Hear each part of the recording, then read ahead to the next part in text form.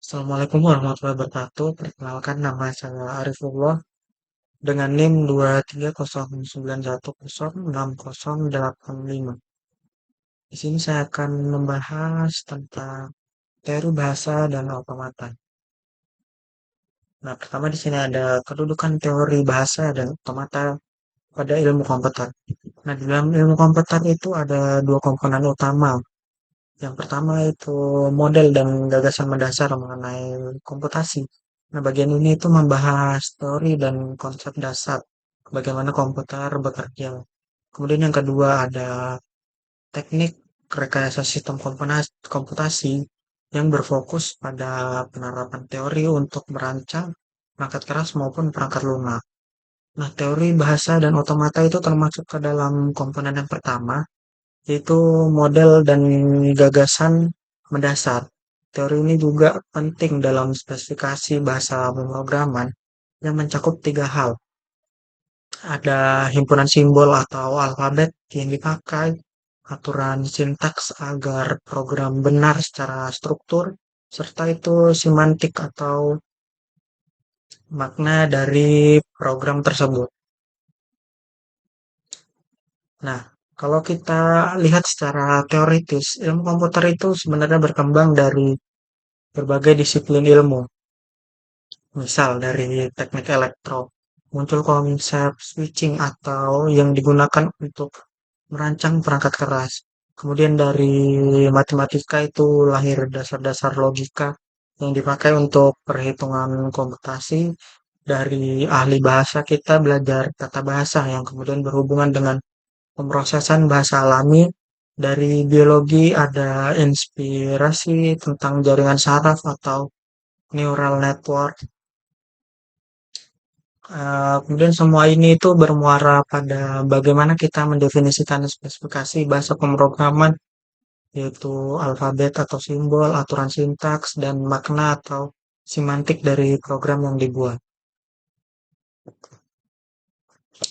Nah, kemudian di sini ada konsep dan otomata. Konsep bahasa dan otomata. Yang pertama itu teori bahasa adalah konsep-konsep pada string alfabet dalam penyambungan karakter-karakter alfabet untuk membentuk suatu makna atau bahasa. Yang kedua, alfabet adalah himpunan simbol karakter tak kosong yang berhingga. Alfabet digunakan membentuk kata-kata atau string-string di bahasa. Bahasa dimulai dengan alfabet. Alfabet itu juga dilambangkan dengan sigma atau ini. Dan yang ketiga, string adalah deretan simbol dari alfabet di mana perulangan simbol itu diizinkan. Nah, contoh di sini misal kita punya V dengan isi himpunannya itu ada A, B, C, D. Nah, string pada alfabet V itu antara lain bisa A, bisa A, B, C, D, bisa B, B, A.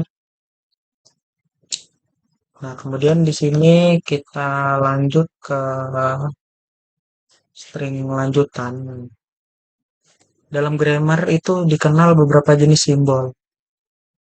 Yang pertama itu ada simbol terminal. Ini biasanya dilambangkan dengan huruf kecil seperti A, B, C. Simbol terminal itu sudah tidak bisa diturunkan lagi. Jadi maksudnya itu dia adalah unit terkecil di dalam string. Kedua itu ada simbol non-terminal. Nah, biasanya simbol non-terminal itu dilambangkan dengan huruf besar seperti A, B, C. Namun huruf besar, simbol ini masih bisa diturunkan menjadi rangkaian simbol lain. Kemudian yang ketiga itu ada simbol awal atau start symbol, biasanya dilambangkan dengan huruf S. Dari sinilah proses pembentukan string itu dimulai. Kemudian di sini ada konsep panjang string. Nah, panjang string adalah jumlah simbol di dalam string, bukan jumlah alfabetnya. Jadi, pengulangan simbol itu tetap dihitung panjang stringnya. Biasanya dilambangkan dengan ini W. Nah, contohnya di sini misal kita punya nol atau string kosong. Ini biasanya ditandai dengan ini. kemudian A itu satu, AA itu dua, AAA itu tiga, dan AAAB itu empat. Nah, selain itu kita juga mengenal istilah empty string atau null string, yaitu string yang tidak mengandung simbol apapun. Biasanya itu dilambangkan ketika dia ini atau ini. Kemudian yang terakhir itu adalah regular expression, yaitu untuk mengekspresikan bahasa dengan operasi dasar, yaitu eh, concatenation atau penggabungan, superscript atau pangkat, kelena closure atau bintang, ya biasanya bintangnya atas, kemudian positive closure atau itu biasa dilambangkan dengan tanda plus ya. Kemudian di sini ada pengertian tambahan.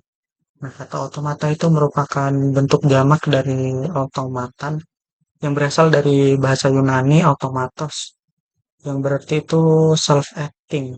Dalam kamus American Heritage itu diartikan pertama itu robot atau one that behaves in automatic or mathematical fashion. Nah, dalam matematika istilah otomata itu terkait dengan teori mesin abstrak.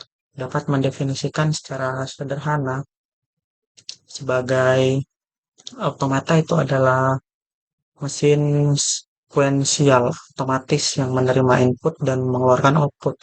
Yang keduanya dalam bentuk diskret.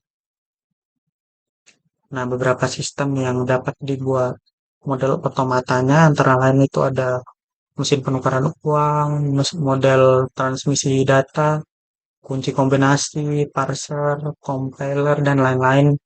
Kemudian otomata itu merupakan suatu sistem yang terdiri atas sejumlah atau berhingga stats, di mana state menyatakan informasi mengenai input yang lalu dan dapat pula dianggap sebagai memori mesin.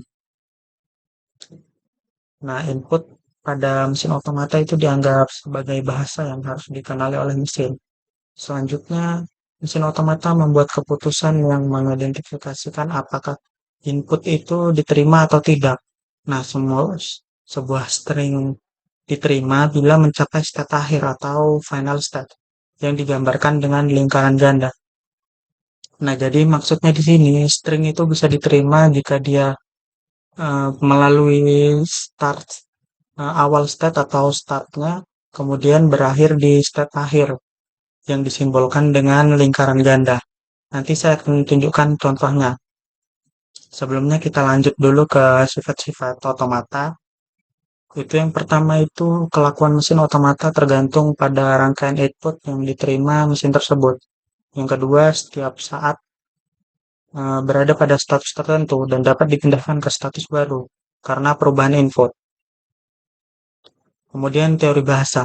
Nah, teori bahasa itu membicarakan tentang bahasa formal atau formal language, terutama untuk perancangan compiler atau compiler dan pemrosesan naskah atau text processor. Bahasa formal adalah kumpulan kalimat dan semua kalimat dalam sebuah bahasa itu dibangkitkan oleh sebuah tata bahasa atau grammar. Kemudian ada dua hal penting terkait dengan bahasa formal. Yang pertama ada pembangkitan kalimat atau generation. Ini berkaitan dengan algoritma yang dapat menghasilkan semua kalimat dalam bahasa tertentu yang dikaji berdasarkan aturan bahasa atau grammar. Contoh penerapan pada bahasa pemrograman visual itu ada seperti Visual Basic, Delphi, Visual C, Java, NetBeans. Kemudian pemrograman tidak menuliskan kode pemrograman, tapi kode tersebut dibangkitkan ketika sebuah aktivitas itu dilakukan.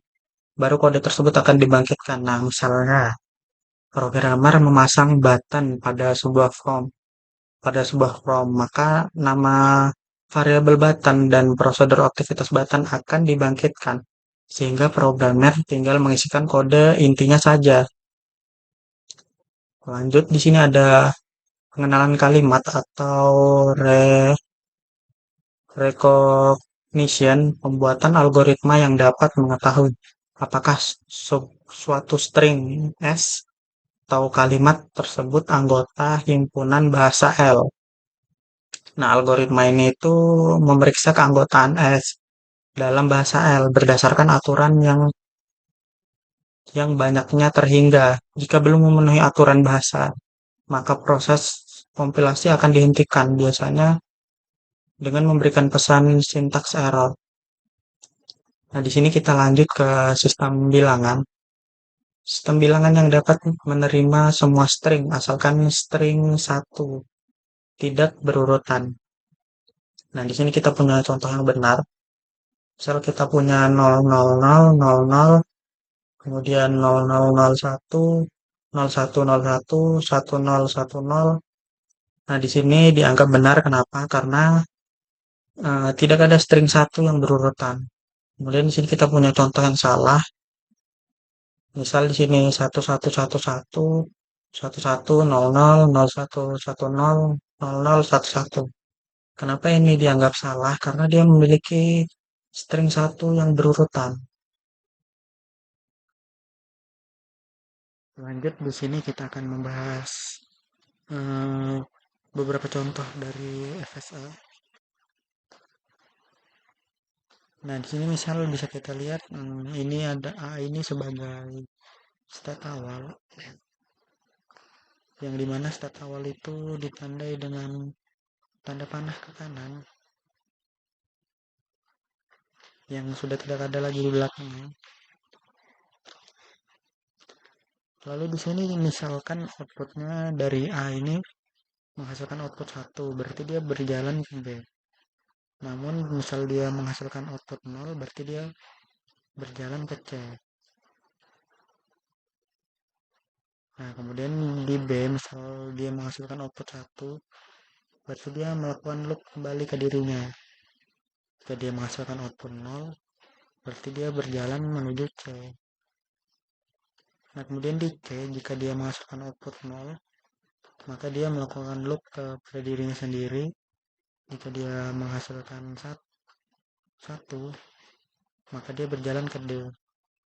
Kemudian begitu pula di D, jika dia menghasilkan 1, berarti dia melakukan loop pada dirinya sendiri. Jika dia menghasilkan 0, maka dia berjalan ke C. Nah, seperti yang kita tahu, jika ingin berhasil itu harus melalui state awal, yaitu ini yang ditandai dengan tanda panah, kemudian berakhir di state akhir. Nah, state akhir itu ditandai dengan memiliki dua lingkaran. Di sini ada dua state akhir, yaitu C dan D. Nah, oke, kita ambil contoh saja. Misal di sini pertama outputnya dari A itu 1, berarti dia ke B. Kemudian output selanjutnya itu 1, berarti dia melakukan loop lagi ke dirinya sendiri. Kemudian jika dia melakukan loop lagi ke dirinya sendiri, maka menghasilkan output 1 lagi. Nah, ini akan ditolak. Kenapa ditolak? Karena string seperti yang kita tahu tadi, string 1 itu tidak boleh berurutan. Nah, bagaimana jika ingin diterima? Maka yang pertama, dia dari A menghasilkan output 1 ke B, kemudian B menghasilkan output 0 ke C, kemudian jika berakhir di C, ini maka sudah bisa diterima. Namun jika lanjut ke D lagi menghasilkan output 1 juga masih bisa diterima. Nah, kita lanjut ke bentuk yang sudah disederhanakannya di sini.